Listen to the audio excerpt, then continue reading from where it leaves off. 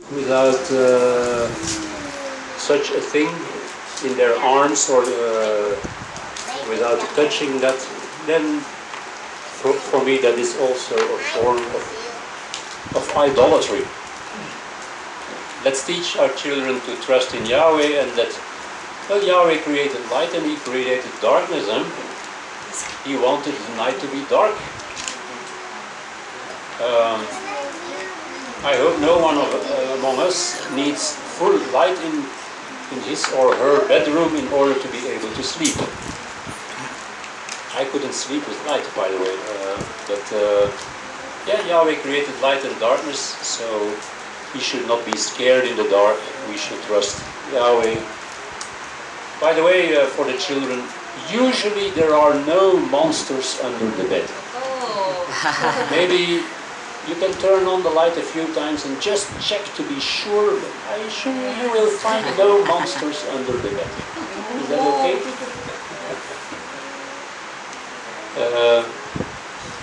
Number 2, abstain from fornication and whoring. The references are 1 Thessalonians 4 verses 2 and 3, 1 Corinthians 6:18 and Exodus 22:16.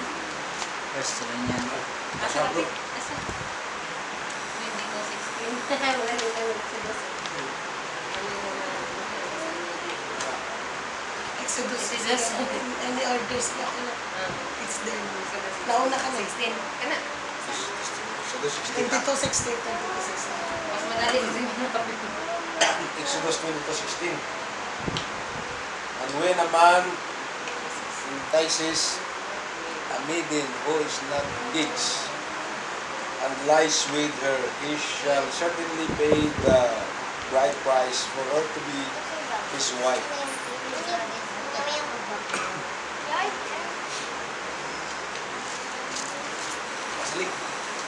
Let's all first read all the references, maybe in reverse order now. 1 Corinthians 6:18. Or if you have another one already, 1 Thessalonians it's okay. 4:3. For you know that what commands we gave you through to Master Yeshua, for this is the desire of Elohim, your kid Odisha, that you should abstain from worrying. Worrying.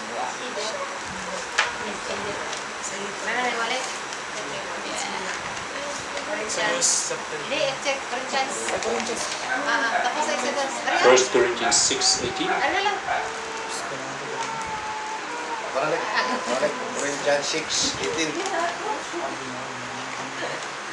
Flee warring every sin that a man does is outside the body, but he who commits warring sins against his own body.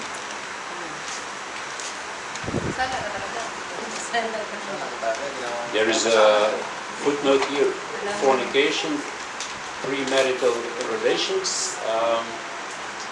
Remember my messages on divorce and remarriage. The Greek word porneia is usually used, and actually it refers to all relations that are against Torah, that are not allowed by Yahweh. What we just read in Exodus 22:16, a premarital relation, well, there is a punishment or a consequence. Maybe there were, who knows, maybe there were young men at the time that found it not a punishment, but a sort of a reward.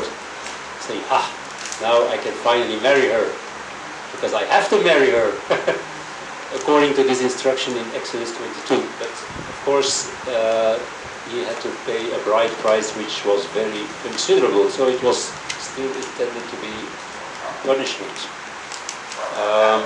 The normal procedure that Yahweh expects: first marry and then those relations. The picture there is that the man has close woman, but the other side, the woman has have secret hands behind. What do you explain Yeah, that there? yeah, it's a good picture, you know. I would say this is a fairly extreme case.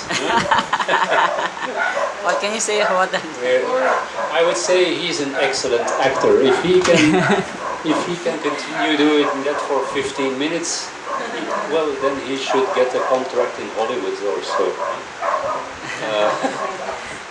Uh, yeah, that's. I think it's a song of Elvis Presley. He's the great pretender. Needless to say that we should be honest in our relations. Remember also the message about divorce and remarriage, that whoring porneia also and maybe even primarily refers to spiritual fornication, meaning having other Elohim before Yahweh, serving other things, and those need not be images, graven images. These could be your spouse, it could be your career. Maybe you want to make really a big career. I want to become, I don't know, president or CEO of this company. And you do literally everything for it, including neglecting your own wife, your own children, maybe even breaking the Sabbath, because you need to be available at all times, if you want to become CEO, or at least that's what you think.